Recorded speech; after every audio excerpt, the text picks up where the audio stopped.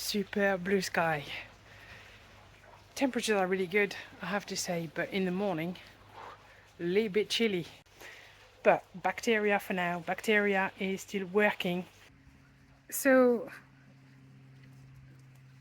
I mean, nothing I'm gonna say is a surprise to you, I'm sure.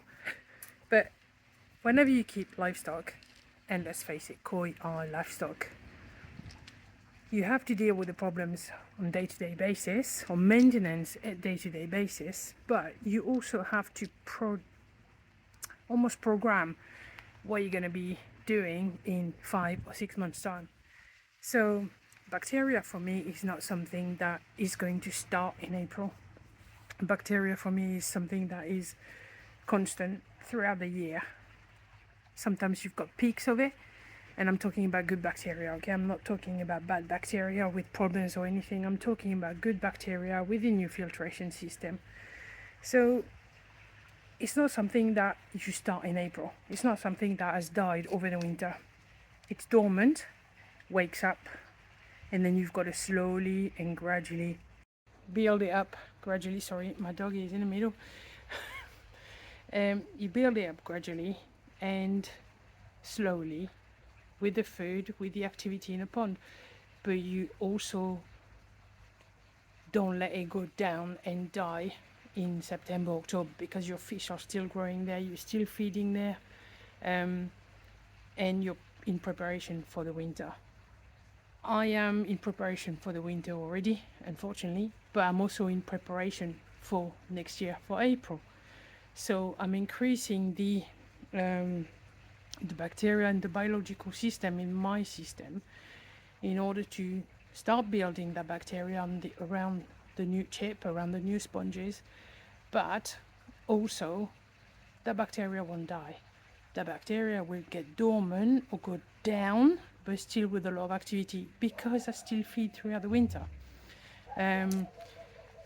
Gone are the days where you stop feeding at 10 degrees, okay? Gone are those days. If you feed good food, those food have been specially designed. Some of them have been specially designed for you to be able to carry on feeding slightly over the winter.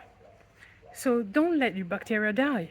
And for me, I have to increase it now to let it build up gradually, then go dormant slightly but not die, and then wake up nicely in April. So that's exactly what I'm doing. I want to add a little bit of bio in my moving bed, but I want to try something else. So I've got myself some bio sponges from Shinsuke.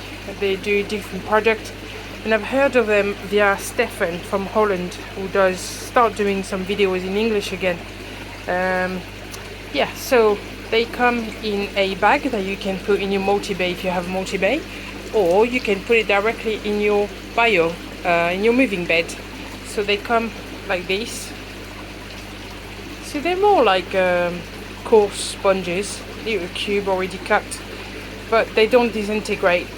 Every day at the moment I'm just adding some into my moving bed, and they mix. So I've done already a handful, as you can see, but some of them yesterday are already mixing. On the top of the bio sponge from Shinsuke, I've decided to buy as well 10 liters of eco chip. So you've had seen some similar chip from another manufacturer, from Oase, but I decided to go with the green ones from the eco chip that they use mainly in Europe. So I'm going to use this gradually in my moving bed. Pretty porous and very light, and a lot of surface area. So as you can see, the bio sponge are really mixing with the K+. You can see there's a little bit of new media as well that I found in the bag in my shed, so I decided to use it. And now I'm just going to add gradually the chip, the eco chip. So they will be mixing gradually.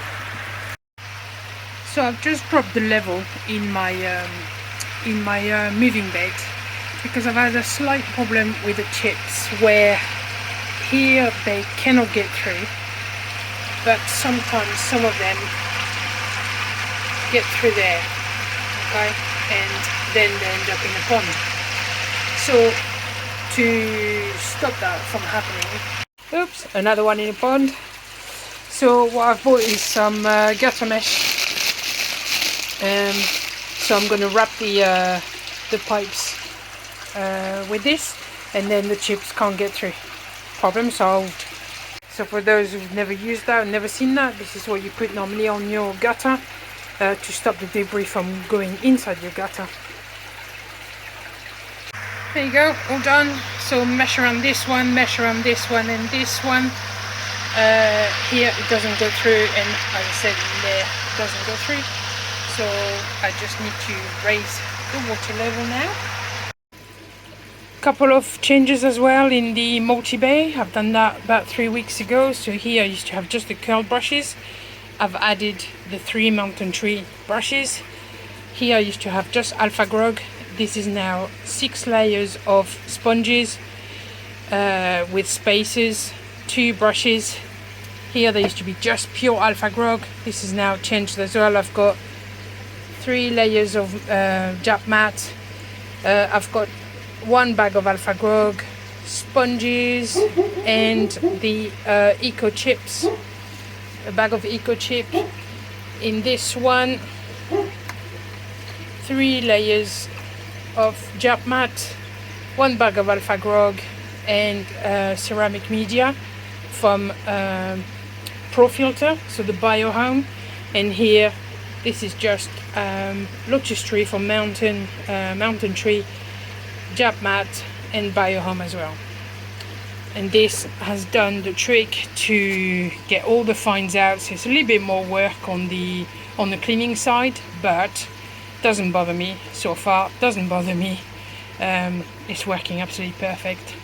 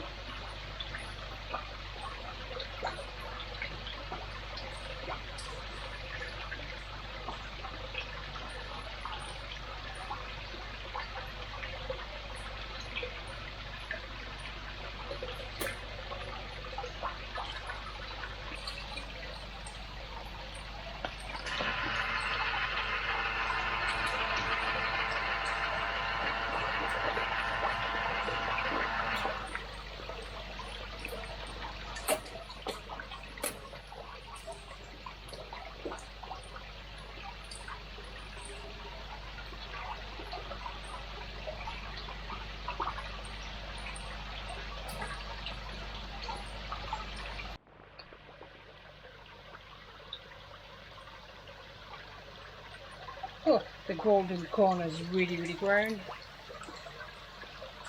You can see.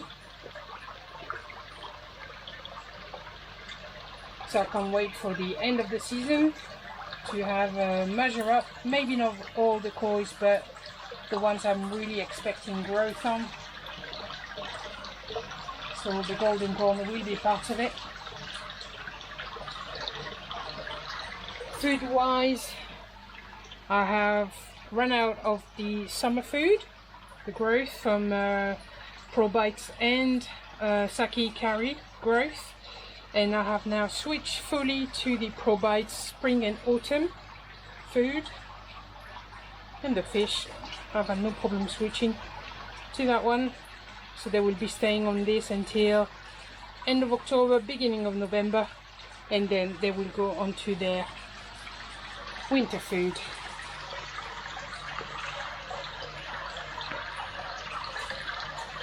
Some phenomenal growth this year.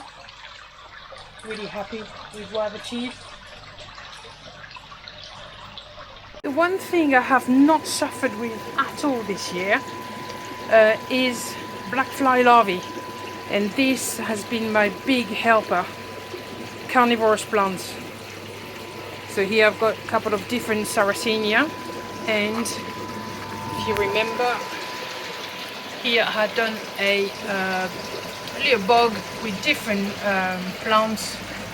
The sundew here, the fly trap, with some moss on the top.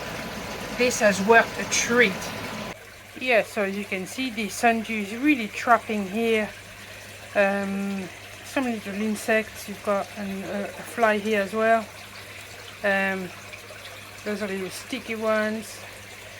I've got a Venus fly trap right here. Sarracenia as well here. I can't remember the name of those, but they've been trapping things as well. So you can see here there's a tiny little fly, and those are my favorite. Funny ones, really my favorite. So this little bog has really helped me out this year. It's definitely worked. So if you suffer with black fly larvae, I would suggest that you put some around your pond. It has really helped me out. So they are around the pond and also in the garden. Hope you can see that. It's trapping flies, it's trapping little insect. Those have been a godsend around the pond, around the garden. Again, here last year, every 3 days I had to completely clean this the tray full of black fly larvae. I know people say it's free food, but yeah, the mind your own business is crazy. As you can see, I'll have to trim it again. None at all either in my non-return valve, which last year I had loads in there. Just cleaning the Tempest, and as you can see, there are no black fly larvae like I had last year. Really suffered last year. This year, nothing at all. And those have definitely done the trick. So I've had some everywhere, scattered around the pond. Absolutely brilliant. Protein skimmer still doing its job perfectly, still getting rid of the protein.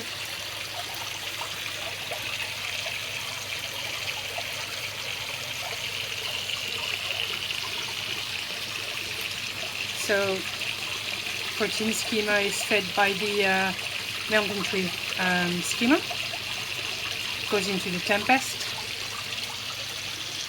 and then the Tempest goes into the protein skimmer, which as you see is working absolutely wonders. That's it for me this week, guys.